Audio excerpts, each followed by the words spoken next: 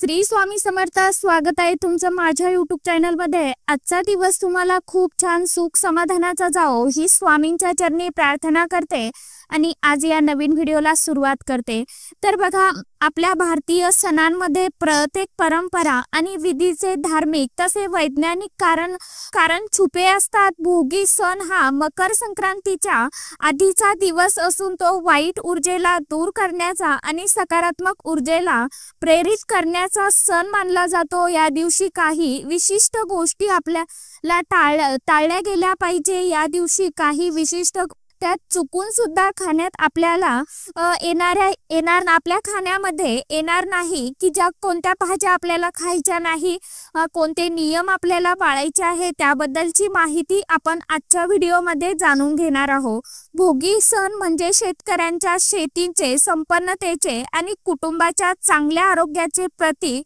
या दिवशी जुनी गोष्ट, वाईट विचार आणि नकारात्मक ऊर्जा घरात ठेवायची नसते। म्हणूनच या दिवशी खाल्ल्या जाणाऱ्या पदार्थांचे आणि सणांच्या परंपरांचे खूप महत्त्व आहे। यामध्ये काही विशेष भाज्या टाळण्याचे नियम देखील सांगितले गेले आहे, कारण भाजी सोबत नकारात्मक ऊर्जा किंवा अशुद्धता आल्याचे मानलं जातं। कोणती भाजी खाऊ नये आणि का खाऊ नये भोगीच्या दिवशी? तर बघा, भाज्या खाणे पूर्णपणे वर्ज्य मानलं आहे। तर आता अशा नेमक्या आपल्याला भोगीच्या दिवशी आपण आता मिक्स भाजी बनवत असतो, परंतु त्यामध्ये आपल्याला अशा कोणत्या भाज्या टाकायच्या नाही आणि मिक्स भाजी करताना त्याबद्दलची माहिती आजच्या या नवीन व्हिडिओमध्ये मी तुमच्या बरोबर शेअर करणार आहे। त्यामुळे व्हिडिओ कुठेही स्किप न करता शेवटपर्यंत नक्की बघा। चॅनलवरती तुम्ही जर हा व्हिडिओ पहिल्यांदा बघत असाल तर चॅनलला नक्की सबस्क्राइब करा आणि असेच नवनवीन माहितीपूर्ण व्हिडिओ बघण्यासाठी समोरील बेल आयकॉनलाही प्रेस करा। आता ज्या मी तुम्हाला भाज्या सांगणार आहे भोगीच्या दिवशी, तर त्या आपल्याला पूर्णपणे स्किप करायच्या आहे। आपल्याला त्या भोगीच्या दिवशी भाज्या खायच्या नाही। धार्मिक दृष्टिकोन, कांदा आणि लसूण हे तामसिक आहार मानला जातो। भोगीच्या दिवशी सात्विक आहारच आपल्याला ग्रहण करायचा आहे, कारण कांदा आणि लसूण खाणे हे निषिद्ध आहे। वैज्ञानिक दृष्टिकोन, कांदा आणि लसूण पचनामध्ये जड असतात, ज्यामुळे शरीरात आलस्य वाढतो। सण साजरा करताना शरीराला हलका आणि ऊर्जावान ठेवणं खूप महत्त्वाचं आणि गरजेचं असतं। त्याचबरोबर आता दुसरी गोष्ट म्हणजे मुळा। धार्मिक दृष्टिकोनानुसार मुळ्याला वाईट ऊर्जाचे वाहक मानले जाते। भोगीच्या दिवशी जुनी किंवा वाईट ऊर्जा टाळण्याचा प्रयत्न केला जातो आणि म्हणून मुळा या दिवशी खाल्ला जात नाही।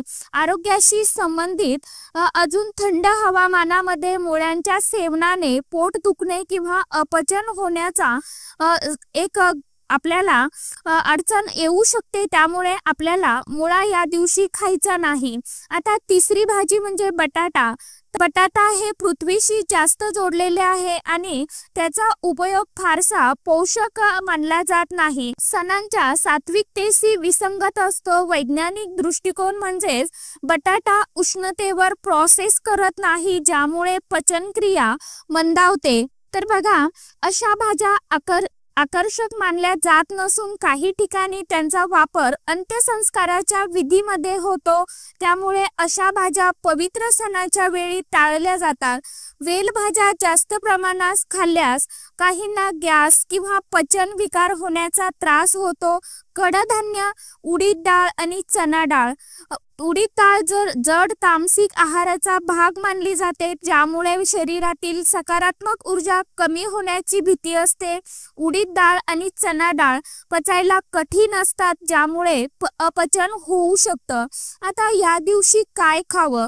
तर भोगीच्या दिवशी टाळण्यासारख्या भाजींच्या यादीसोबतच आता कोणत्या भाज्या आणि पदार्थ अर्पण केले जाऊ शकतात? तर तुरीच्या डाळीचा खिचडी किंवा डाळीसोबत शिजवलेला भोगींचा भात, ताजा भाजीपाला, विशेष करून गाजर, हरभरा, फ्लॉवर, मेथी व पालक, हळद, तूप, गूळ आणि यांचा समावेश असलेली किंचित गरम खाद्यपदार्थ या दिवशी ग्रहण केली जातात। भोगीच्या दिवशी काही विशिष्ट भाज्या वर्ज्य केल्यामुळे केवळ धार्मिक शुद्धता राखली जाते असं नाही, तर आरोग्यासाठीही अनेक फायदे मिळतात। तोंडातील ताण टाळणे आणि पचन सुधारते। या दिवशी सात्विक आहार शरीर आणि मनाला एक संतुलन देते। अत्यंत पौष्टिक आणि पोषण मूल्ययुक्त आहार शरीराला हवे असलेले पोषण देतो। महिलांसाठी भोगीच्या दिवशी स्वयंपाक करताना काही गोष्टी लक्षात ठेवणं अतिशय महत्त्वाचं आहे। भाजी निवडताना फक्त ताज्या भाज्या वापरा। तूप व गुळाचा उपयोग जरूर असावा, कारण ते सकारात्मक आणि आरोग्य सुधारण्यास मदत करतात। अन्न तयार करताना वाईट भावना किंवा नकारात्मक विचार आपल्या मनामध्ये येणार नाही याची देखील आपल्याला काळजी घ्यायची आहे, कारण त्याचा परिणाम आपल्या संपूर्ण कुटुंबावरती होत असतो। तर अशा प्रकारे आपल्याला सांगितल्याप्रमाणे तुम्हाला कोणत्या भाज्या खायच्या नाही किंवा कोणत्या भाज्यांचा कोणत्या पदार्थांचा आपल्याला भोगींच्या दिवशी आपल्या खाद्यपदार्थामध्ये जेवणामध्ये समावेश करायचा आहे। तर आजच्या व्हिडिओमध्ये मी तुमच्या बरोबर माझ्या पद्धतीने सांगण्याचा प्रयत्न केलेला आहे।